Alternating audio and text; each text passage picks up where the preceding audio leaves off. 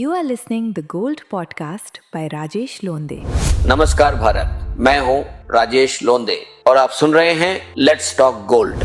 आज मैं आपको भारत की अर्थव्यवस्था के उस रहस्य के बारे में बताने वाला हूं जिसके बारे में बहुत कम लोग बात करते हैं। एक ऐसा त्रिकोण जो आपकी जेब पर असर डालता है, पेट्रोल के दामों पर असर डालता है, महंगाई पर असर डालता है और यहाँ तक कि आपकी बेटी की शादी में खरीदे जाने वाले सोने की कीमत पर भी असर डालता है। उस त्रिकोण का नाम है सोना, रुपया और करंट अकाउंट। और शायद यही भारत की सबसे कम समझी जाने वाली आर्थिक कहानी है। एक साधारण सवाल, मान लीजिए आपने आज एक सोने की चेन खरीदी। आप सोचेंगे मैंने अपने पैसे से सोना खरीदा, इससे देश की अर्थव्यवस्था का क्या लेना देना। लेकिन सच्चाई यह है कि आपका यह निर्णय हजारों करोड़ रुपए की राष्ट्रीय आर्थिक कहानी का हिस्सा बन जाता है। कैसे, आइए समझते हैं। भारत सोना बनाता नहीं, खरीदता है। दोस्तों, भारत दुनिया के सबसे बड़े सोना उपभोक्ताओं में से एक है। लेकिन एक दिलचस्प तथ्य यह है कि भारत अपनी जरूरत का लगभग पूरा सोना आयात करता है, यानी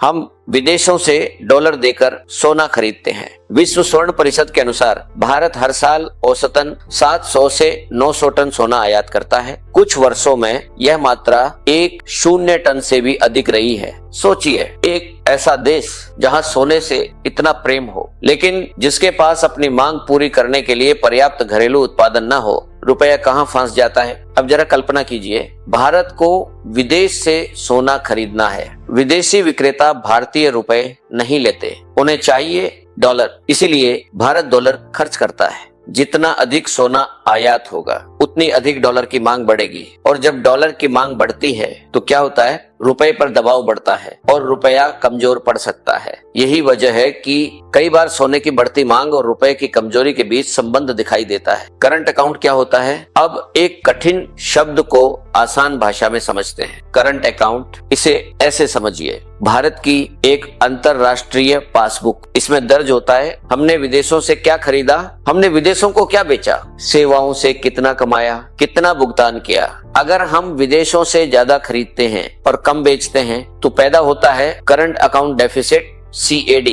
यानी हमारी अंतरराष्ट्रीय पासबुक घाटे में चली जाती है। भारत के दो सबसे बड़े आयात क्या आप जानते हैं? भारत के आयात बिल में दो चीजें सबसे ऊपर रहती हैं। पहली कच्चा तेल और दूसरी सोना। रिजर्व बैंक के पूर्व गवर्नर डॉ. रघुराम राजन ने कहा था, India's current account deficit needs careful monitoring because excessive deficits make the economy vulnerable. अर्थात यदि घाटा बहुत बढ़ जाए तो अर्थव्यवस्था बाहरी झटकों के प्रति संवेदनशील हो जाती है। 2013 की चेतावनी। आइए इतिहास में चलते हैं। साल 2013 भारत का करंट अकाउंट डेफिसिट बढ़कर GDP के लगभग 4.8% तक पहुंच गया। रुपया अचानक कमजोर हुआ, विदेशी निवेशकों में चिंता बढ़ी और उस समय सोने के भारी आयात को भी चिंता के प्रमुख कारणों में गिना गया। सरकार ने सोने पर आयात शुल्क बढ़ाया, आयात पर नियंत्रण के उपाय किए। क्यों? क्योंकि कभी कभी सोना केवल गहना नहीं रहता, वह मैक्रो इकोनॉमिक मुद्दा बन जाता है। लेकिन क्या सोना दोषी है? अब यहाँ एक महत्वपूर्ण सवाल है, क्या हमें सोना खरीदना बंद कर देना चाहिए? मेरा उत्तर है नहीं। सोना भारत की संस्कृति है, सुरक्षा है, संपत्ति संरक्षण का माध्यम है। समस्या सोने में नहीं है, समस्या असंतुलन में है। नोबेल पुरस्कार विजेता अर्थशास्त्री मिल्टन फ्रीडमैन ने कहा था, there is no such thing as a free lunch. हर आर्थिक निर्णय की एक कीमत होती है। यदि हम बहुत अधिक आयात करेंगे तो उसका असर कहीं न कहीं दिखाई देगा। समाधान क्या है? तो फिर भारत क्या कर सकता है? पहला, गोल्ड मोनेटाइजेशन, घरों में पड़ा निष्क्रिय सोना आर्थिक प्रणाली का हिस्सा बने। दूसरा, गोल्ड रिसाइकलिंग, पुराने सोने को फिर से उपयोग में लाया जाए। तीसरा, ज्वेलरी एक्सपोर्ट्स, हम केवल सोना आयात न करें बल्कि मूल्यवर्धित ज्वेलरी दुनिया को बेचें। चौथा, फाइनेंशियल लिटरेसी, लोग समझें कि निवेश में विविधता क्यों जरूरी है। असली कहानी क्या है? दोस्तों, जब कोई भारतीय परिवार सोना खरीदता है तो वह प्रेम की कहानी होती है, विश्वास की कहानी होती है, पर उसी समय वह भारत की विदेशी मुद्रा, रुपये की ताकत और करंट अकाउंट की कहानी का भी हिस्सा बन जाती है। यही अर्थशास्त्र की खूबसूरती है।